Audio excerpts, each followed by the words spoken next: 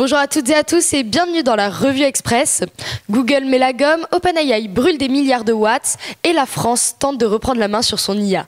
Tout ce qu'il faut savoir de la semaine tech en quelques minutes. Course mondiale à l'IA, Google investit 15 milliards de dollars en Inde pour y bâtir son plus grand centre hors des États-Unis. Un signal fort face à la rivalité technologique avec la Chine et l'Europe. OpenAI signe un méga contrat avec Broadcom pour des puces sur mesure, nouvelle étape de sa course à la puissance IA.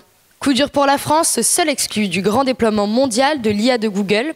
Le géant américain active son nouveau moteur de recherche conversationnelle dans plus de 200 pays, mais pas dans l'Hexagone. En cause, le bras de fer sur les droits voisins, cette loi qui oblige Google à rémunérer les médias français.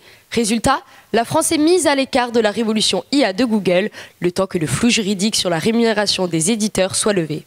L'intelligence artificielle française porte un nouveau visage, celui de Anne Le Henanff, qui devient ministre déléguée chargée de l'intelligence artificielle et du numérique au sein du second gouvernement Lecornu.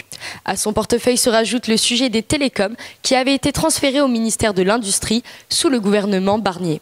Claude Bernard lance une IA médicale 100% française pour contrer la domination américaine dans la santé numérique. Le bras de fer continue autour de SFR. Après le rejet de leur première offre, Bouygues Telecom, Free et Orange maintiennent leur proposition commune de 17 milliards d'euros pour acheter une large partie des actifs de l'opérateur.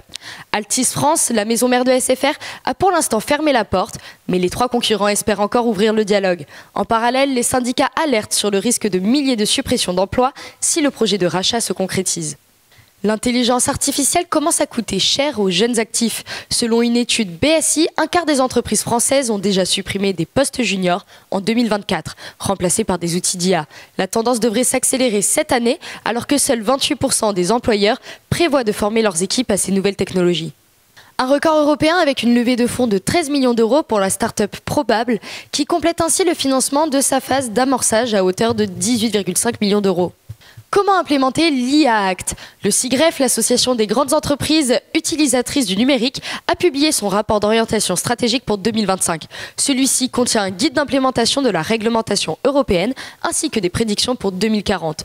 Autonomie stratégique, cyber-résilience et compétitivité européenne ont été discutées en présence des DSI français. C'était la Revue Express, votre dose hebdo d'actu tech et business. Merci pour votre écoute. On se retrouve la semaine prochaine pour un nouveau tour d'horizon de la planète numérique. D'ici là, restez connectés, curieux et toujours un peu en avance.